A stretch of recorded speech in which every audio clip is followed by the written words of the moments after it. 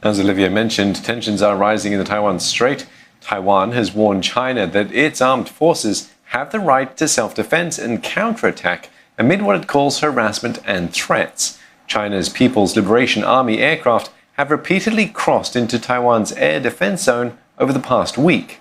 And the military drills in the area have occurred as Beijing expressed anger at the visit of a senior U.S. official to Taipei. Taiwan's defense ministry says it will focus on self-defense and will not provoke conflict, but has stressed Taiwan is not afraid of the enemy. Now, live now to Victoria Jen. She joins us for the latest on this story. Victoria, a strong warning from Taiwan's defense ministry. Could this escalate into armed clashes? Well, it certainly is a rare move for Taiwan's defense ministry to make such a comment, to declare that it will reserve its right to launch a defensive strike if it ever comes under attack from the Chinese military. But this counterstrike can only be carried out under the direct order from the defense minister or the chief of general staff. Now, it may appear to be a strong warning from the ministry, but it is a way for Taiwan to preempt any potential accident that could trigger a war across the strait. Now, the comment came after multiple Chinese aircraft flew over the island's airspace 2 days in a row, and the military incursions coincide with U.S. Undersecretary Keith Croc's recent visit to the island.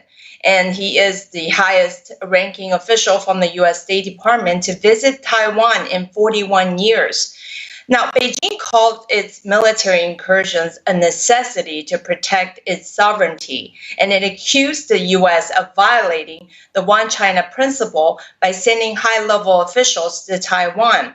Now, as more official exchanges are being made between Taiwan and the U.S., we can certainly expect more military incursions like this in the coming weeks. But it's clear now at this point that both sides are exercising restraint to keep tensions from getting out of control.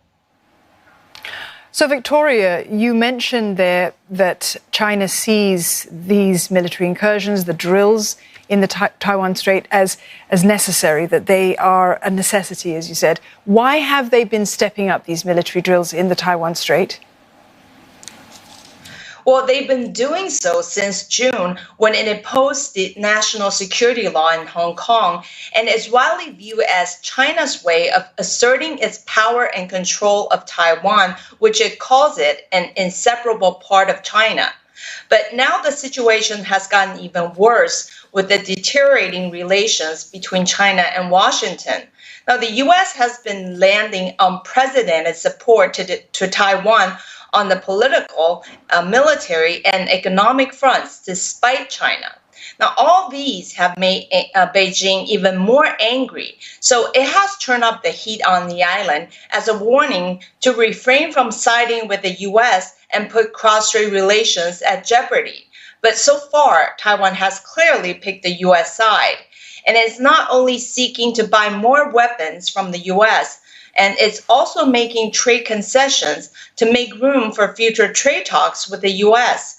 So under the current circumstances, military tensions across the island, the straits, are unlikely to subside anytime soon, at least not until after the U.S. presidential election on November 3rd. But now the biggest worry still remains whether China's military incursion could cause an accident that could trigger military confrontation across the strait. All right, Victoria, thank you very much for talking to us this evening. Victoria Jen there, live from Taipei.